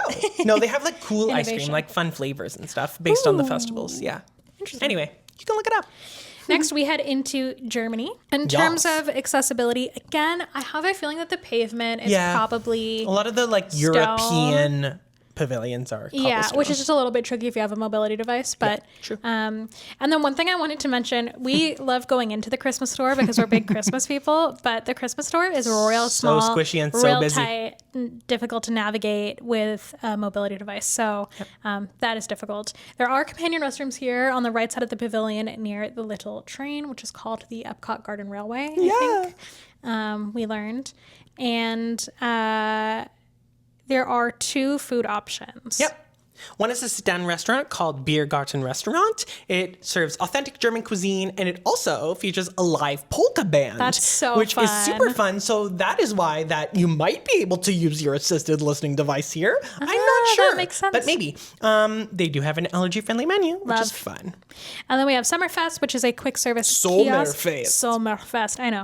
I don't know. It has Dutch snacks. Yep.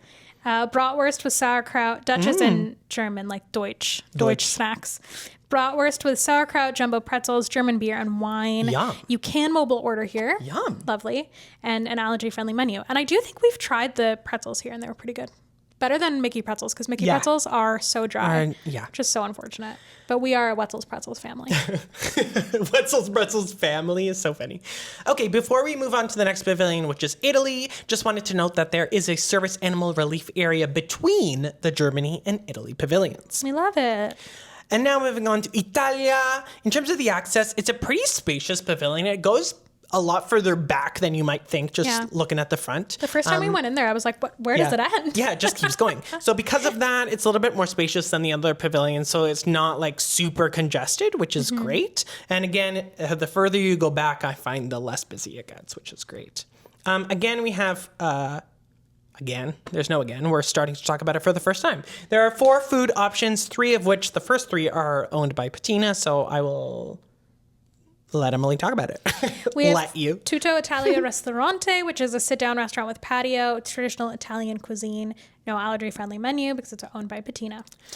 We have Tutto Gusto Wine Cellar, which is an Italian wine bar with over 200 bottles of Italian wines, beer, and small plates. Again, no allergy-friendly menu. And the final restaurant owned by Patina is Via Napoli Ristorante e Pizzeria, which is a sit-down restaurant with authentic Neapolitan-style pizza. And again, no allergy-friendly menu.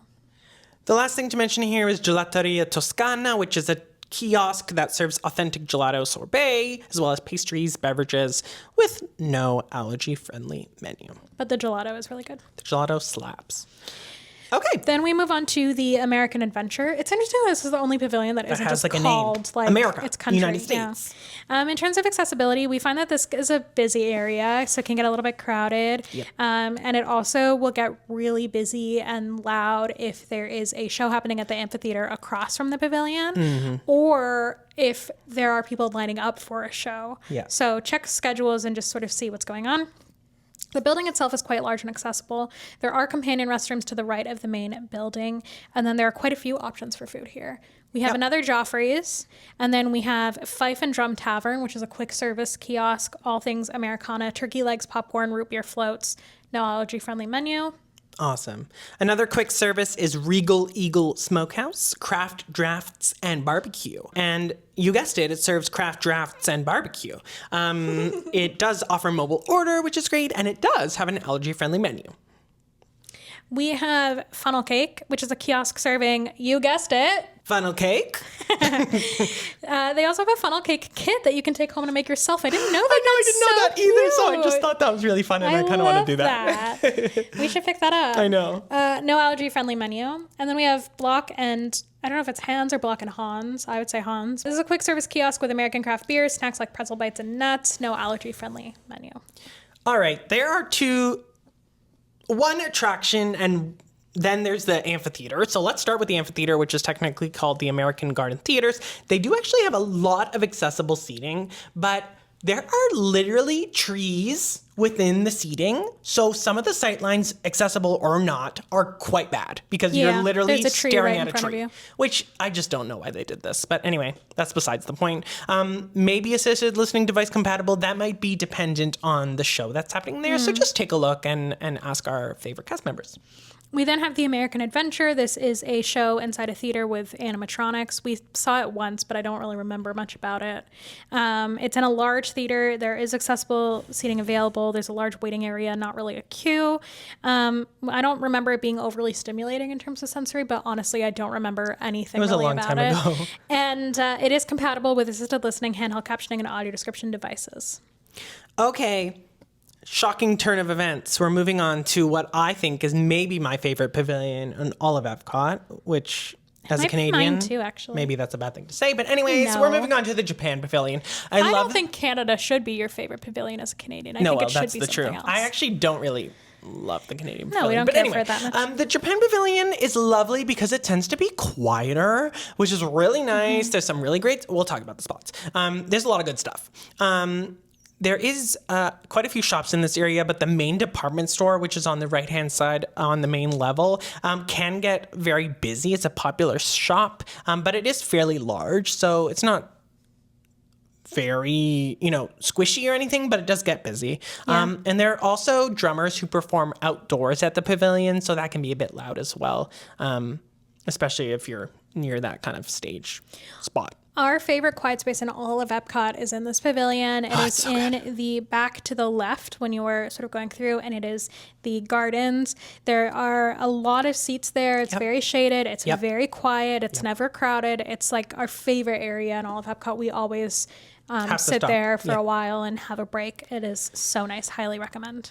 Okay, running through our food options quickly, we have 5, starting with 2 quick service options. First is Kabuki Cafe, which serves Japanese favorites like sushi, edamame, Japanese sodas and beer, plum wine, and sake, and does not have an allergy-friendly menu. The other quick service is Katsura Grill, which is at the back of the pavilion near to that garden seating. It serves teriyaki, salads, and various beverages. Again, no allergy-friendly menu. We then have 3 sit-down restaurant options. So we have Teppan Edo, which is teppanyaki-style cooking. Chefs cook at your table. This is traditional Japanese dishes. And none of these have any allergy-friendly menus. Yeah. But that does sound really fun. I've never done teppanyaki. I want to do would love teppanyaki, to. yeah. Yeah. We have Shikisai Sushi Izakaya, which is a upscale Japanese kitchen with a view of the lagoon. It serves sushi, as you might guess by the name. Truly. And then Takumite, which is fine signature dining at a sit-down restaurant. There's a prefix menu. It's quite expensive, but they have a semi-course option, which features smaller portions of the same or similar offerings. I will say the semi-course is still like $150. Wow. But just to note, anything that we mentioned that is a fine or signature dining, which I think there are 3, this is the first of them we're talking about, does have a dress code. So you do need to be a bit spruced up. Wow. You can't go in your summer Florida outfit. So just keep that in mind. I would not get in then. Yeah.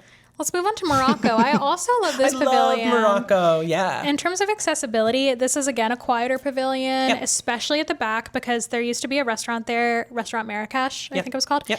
And because that's closed now, there's like not really There's anything nothing going happening back on. there. So it's Yeah. very quiet. Some good outdoor seating options too. Again, yeah, a quiet space backup pavilion near there. But this is sometimes used as the location of the VI Pass Holder Days Pass Holder Lounge. Yeah.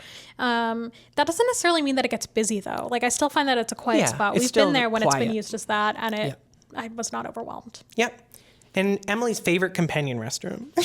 I is do here love in this. Morocco. I love the tile. Yeah, I That's love so the tile. random. And it's also like kind of hidden, and because it's not a super popular pavilion, the washroom tends to be less busy. less busy. It's kind of at the back, around the right-hand side of the Morocco pavilion, to the right of Tangerine Cafe. We have 3 food options. So the first is a sit-down restaurant. This is Spice Road Table. This has a large waterfront covered patio. It does look really It's pretty. beautiful. We've never actually eaten there, but it looks really nice. Yep. This has Mediterranean small plates, including spicy shrimp and naan spreads. They also have a bar. Fun. Great. And there is an allergy-friendly menu. Awesome. Okay, the next is Oasis Sweets and Sips. That's kind of hard to say. That's a quick service that serves pastries like baklava and cookies with some more Mediterranean-style beverages, and they do not have an allergy-friendly menu. And one of our faves, Tangerine Cafe, Flavors of the Medina. This is a quick service. They have a lot of, well, not a lot. They have seating, both indoors and outdoors. It serves traditional Moroccan cuisine. You'll be confused because sometimes it's included. It's always included in the festival menus, but it's also just always there. has the same menu. So I'm confused. However, they don't have an allergy-friendly menu. Period. Okay. France. This is a busier pavilion. It is especially busy near Remy's, and some of the shops are quite small and a little bit difficult to navigate. And there is cobblestone, so it is bumpy to mobility device. Again, the vlog I was editing the other day has me, Nathan is pushing me through France, and I'm just going, there are companion restrooms in the corner across from La Crêperie de Paris near Remy's. Yeah. And then for food, we have a whole lot of slew. options. Yeah. So to start, we have Les Vins des Chefs de France, which is a quick service with drinks only. Yeah. French wines, champagne, specialty beverages, no allergy-friendly menu. Next is Chef de France, which is a sit-down restaurant. It's your family-friendly brasserie, typical French restaurant, no allergy-friendly menu. And just upstairs in the same building is Monsieur Paul, which used to be Bistrot de Paris. They are by the same chef, which is super fun. If it's upstairs, I wonder if it's accessible. It is. It has an elevator. I did confirm. we love. Yeah. Très bien. It does have an elevator. This is a fine/signature dining option. So again, dress code applies, and it does have a prefix menu, and there is no allergy-friendly menu. We have a L'Artisan des Glaces, which is quick service artisanal French shop with ice cream sorbet macaron. And macaron ice cream sandwich. Ooh, which we've never tried, but we're going to try on which this is trip. horrific. So we're We going got to to try make a that. list. Yeah. Yeah, no allergy-friendly menu, though. Next is Léal Boulangerie Pâtisserie. It's a French bakery, so you have your soups, your salads, your baguette sandwiches, your pastries. I think you can also just pick up a baguette. I've seen a lot of people just walk around munching on a plain baguette. Yep. And there's no allergy-friendly menu here. And then finally, we have La Crêperie de Paris, which is one of our favorites. This is... Oh, no, it's not. It is. It is. I see. We've only done... So it is a sit-down restaurant featuring savory galettes and sweet crepes, but it also has a quick service window. Yes. We've gone to the quick service window many times. No allergy-friendly menu, but it does make a good crepe. It's so yum. Yeah. Okay, talking about the attractions in this area. First, we'll talk about Remy's Ratatouille Adventure. Super fun, but quite busy. For mobility-wise, you do have to transfer. It can also be a bit squishy. Sometimes they put 3 people per row, and if you have 3 adults, it can be a bit squishy. If you have kids in that row, it's tend to be okay. The queue is indoors and outdoors. If you're outdoors, I'm pretty sure it's mostly covered, which is good. Yeah, I think so. But the queue can be pretty long. Sensory-wise, it's no longer 3D, which is good. Less overwhelming, but also just looks way better. It is still a moving trackless ride. It does have some sense. You'll get some sense of some fresh bread. You'll also get moments of heat, like you're in an oven, water spraying, like they're shoving a mop at you. It could affect motion sickness because you're supposed to be like a little rat and the pictures are very, big. So it's a bit like in your face. So I know folks have been affected by motion sickness here. In terms of device compatibility, you have assisted listening, handheld captioning, and audio description device compatibility here. Love that. We have the Beauty and the Beast sing-along. There is wheelchair seating available. The queue is just a large waiting room. In terms of sensory, we've never actually done it before, so we're not totally sure. But I would imagine that it's a sing-along, but it's, show. Beauty and the Beast, so it's a bit more chill. And it is compatible with the assisted listening, handheld captioning, and audio description devices, which is nice. We have Impression de France as the final attraction in this pavilion. Mobility-wise, it's in the same venue as the Beauty and the Beast sing-along. They use the same exact theater, which does mean that this one has weird show time. So it's only like first thing in the morning and then the last thing at night. For like an hour in the morning and then like an hour and a half at night or something. So we had been to Walt Disney World like 4 or 5 times before we had even gotten a chance to see it, just because it never worked out timing-wise. It is, in terms of sensory, it's a little bit less intense than the other movies because it's not 360. So in comparison to the movies in China and Canada, you were sitting in a traditional sort of theater setup, but it is quite a wide screen, so it's still quite big. But we love this movie. I think it's actually my favorite out of all the movies. And it is compatible with assisted listening, handheld captioning, and audio description. All right. Before we move on again to our next country, let's just touch on International Gateway quickly. It is in between the France and UK pavilions. And again, this is an entrance and exit into the parks from your EPCOT area, boardwalk, resorts, etc., as well as from the Skyliner. This area can get pretty busy because it's small and it's an entrance and exit. There's also a ramp from the entrance up into World Showcase, which is a tiny bit steep, just to mention. One thing to note is that you can also get your wheelchairs, ECVs, and strollers here at this entrance as well, just behind the World Traveler shop.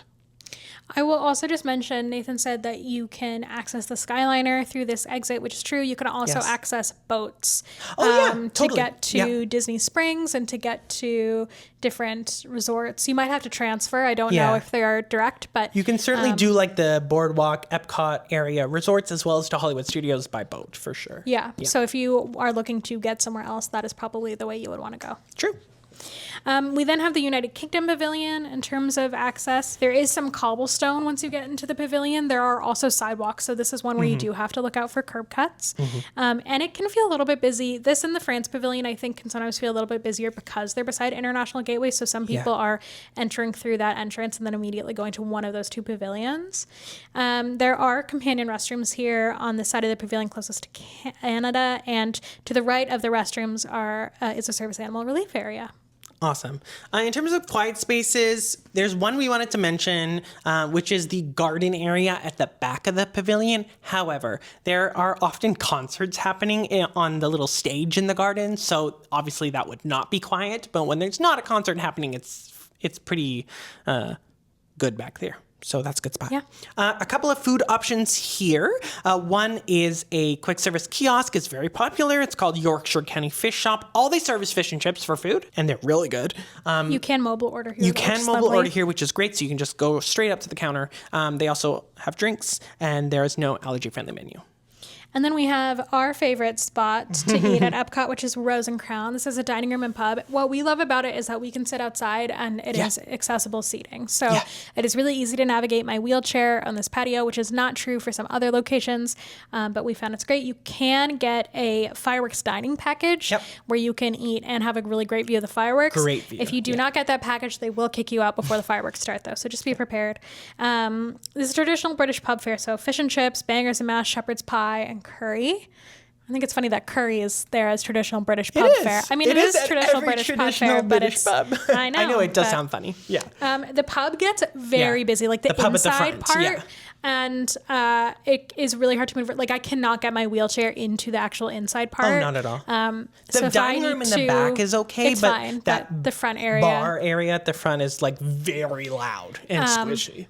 So if I ever need to like go and use the restroom, I do have to get up and walk, which is not ideal, but it's okay. And also the restrooms inside are not accessible restrooms. You can just go directly across the street at the companion restrooms, which are great. Yeah. They do have an allergy-friendly menu here at Rose and Crown as well. Oh yeah, we love. Okay, last pavilion is Canada. Whoa. Oh, I'm so sorry for any headphone users. That is the song from the movie Attraction we'll talk about in a sec. But first, let's talk access. It's going to be so sad this time if we go because of Catherine O'Hara. In terms of access, there are a lot of stairs in this pavilion, but there are also a lot of ramps. There are ramps. They're not signposted very well. So the first time we went, I didn't think there were ramps, and I thought they're like not beside the stairs. They're kind of like it makes no sense. Well, they're also kind of hidden behind like a stone wall thing. Yeah. So I just didn't. Yeah, I didn't see them. Yeah. The pathway to Le Cellier, which is the same pathway to Canada Far and Wide, is a little bumpy because it's on like wooden planks. Like part of it is supposed to represent like a bridge or a boardwalk type of thing. And so it's a little bumpy, but it's not too bad. Yeah. But speaking of that walkway, it tends to be quieter, like in that back area of the pavilion. So that is a spot if you just need a little break, which is great, as long as you're mindful of folks still using that as a walkway. Yeah, there are a couple of spots within that walkway that get wider. So if you're going to stop and take a break, I'd recommend going there rather than stopping in the narrow parts for people who need to get by. In terms of food, we have two options. One is just a Joffrey's. Very basic. It's a great Joffrey's. It's a great Joffrey's. There's some quiet space actually there near that Joffrey's. That's true. Yeah. And then we have Le Cellier Steakhouse. This is quite well known. It's a sit-down restaurant. It's fine dining. So it's got steaks and seafood specialties, and it does have an allergy-friendly menu. And a dress code applies. Wow. Rude. It's wild. Rich people. We love you. And as we've mentioned several times, there is the Canada Far and Wide Encircle Vision 360 attraction, similar to it's exactly the same as the Reflections of China film. So it's a 360 movie with those posts to grab onto, and you're looking all around. There's a very large holding room, which has some benches, which is really great. While you're waiting for the next show to start, you can have a seat, and it is indoors. Well, of course, it's indoors. That's great. And it is assisted listening, handheld captioning, and audio description device compatible. All right. We did it. Woo. That's all of EPCOT. Yeah, I knew this one would be a long one. So it's a long one. I apologize, but there's a lot to talk about. Yeah. We are now going to do our overall accessibility rating. Ooh. Again, this is based on our personal experience and our thoughts, and then also a little bit of math based on how many attractions offer accessibility features. Yep. So we're going to start out with mobility. Tell us, Emily. 4 out of 5 Mickeys. Ooh. Actually, I think this one's pretty good for mobility. Yeah. Again, that's based on the idea that of someone who can transfer, but they do have a couple of rides that you can get on without having to transfer, which I appreciate. And the pathways are something I think. So easy. So easy, so wide, so great. Yeah. Cool. Sensory-wise, we rated this 4 out of 5 Mickeys. Again, maybe World Showcase is certainly a bit busier and more overwhelming. But at that front of the park, you have a lot of space, a lot of spots to take a break. I think it's the calmest park. Absolutely. It's a toss-up between this one and Animal Kingdom, but I think this one takes the cake just a little bit. For sure. And there are some really sensory-friendly ride options as well. So, That's awesome. Yeah. All right. In terms of blind low vision, we gave this one also a 4 out of 5. Scored high because a lot of the attractions, I think actually almost all of them had audio description device compatibility, which is great. I also just think when you're thinking about accessibility for blind and low vision people, mobility plays a huge part on that. So like the pathways being wider, there not being as much difference in like terrain and texture level, is really helpful. So that also helps make it more blind and low vision friendly. And here we are at deaf and hard of hearing access. And once again, this is unfortunately getting the lowest rating at 2.5 out of 5 Mickeys. As I mentioned, there's only one attraction with ASL interpretations, which is Turtle Talk, only on one day of the week. That's so wild and disappointing. The access is really not great. I will say, like, they will add ASL to some of the shows that are at the amphitheater by American Pavilion. Yeah. So when we went there last year for Christmas, it was the festival of the holidays, and they were doing the candlelight processional, and every single show from that had ASL interpretation, which was great.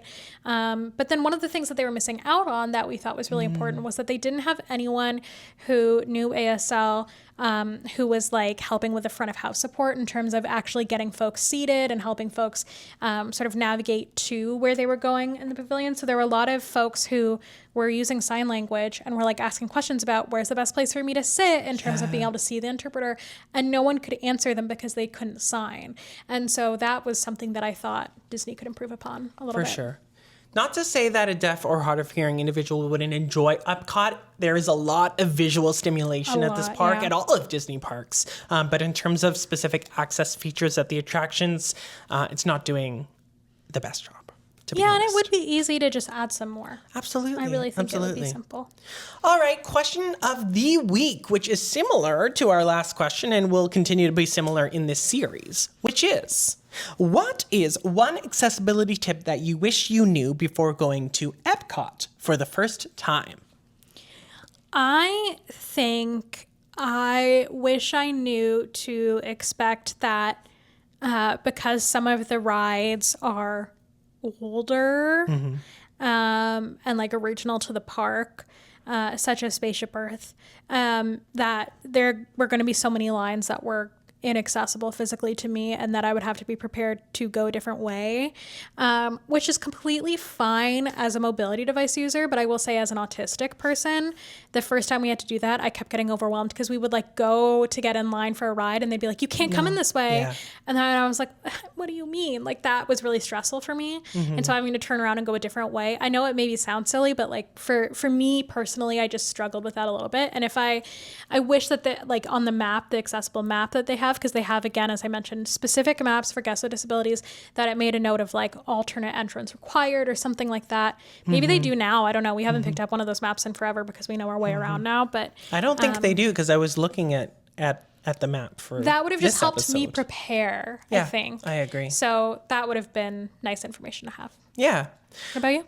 For me, I would say, and this is especially relevant to World Showcase, and actually the first time we went, there was a lot of construction, so that middle garden wasn't available at all. True.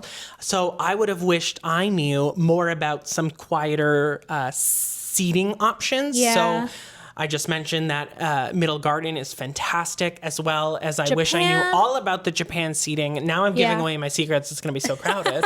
But I love that spot. Because we have so many people listening to the podcast. Now I'm so grateful that we have this spot, especially that one, because it's kind of in the middle of the World Showcase as you're going around. That's true. It's a really nice spot to take a break. So yeah, I think it's about the break/quiet areas for me. Yeah, that's great.